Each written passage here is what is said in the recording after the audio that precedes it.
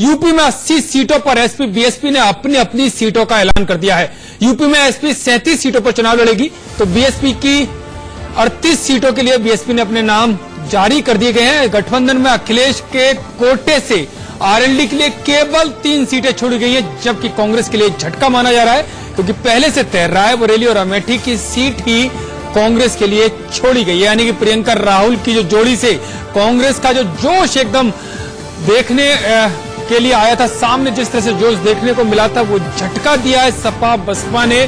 केवल 2 सीटें जो पहले से तय मानी जा रही थी, रायबरेली और अमेठी, केवल वही 2 सीटें छोड़ी गई है, जबकि आरएलडी को उनसे ज्यादा सीट 1 सीट बढ़ाकर यानी कि 3 सीटें आरएलडी कर दी है। सपा 37 और बसपा 38 सीटों पर चुनाव लड़ेगी, जबकि आरएलडी के लिए 3 सीटें इस गठबंधन ने छोड़ी हैं। तो कांग्रेस के लिए महज 2 सीटें जो उनकी परंपरागत सीटें मानी जाती हैं, रायबरेली और अमेठी, केवल 2 सीटें छोड़ी गई हैं।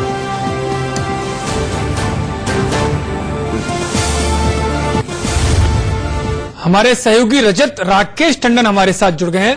रजत, सपा बसपा ने तो सीटों का ऐलान भी कर दिया।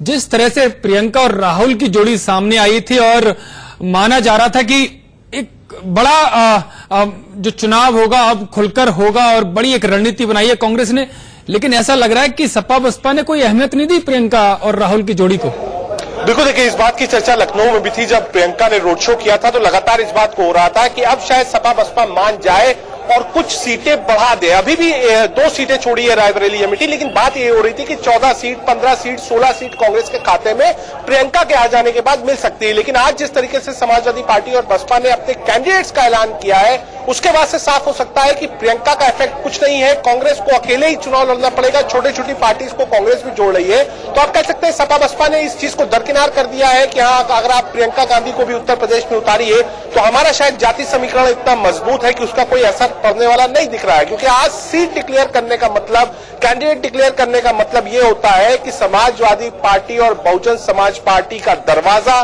फिलहाल लोकसभा चुनाव में कांग्रेस के लिए बंद है। रजत, मैं आपके पास वापस लौट कर आऊंगा, आप हमारे साथ बने रहिए। मैं आपको इस खबर पर लगातार अपडेट देते रहेंगे, लेकिन सीधे ले चलता हूं बीजेपी मुख्यालय, जहां पर रविशंकर प्रसाद, केंद्रीय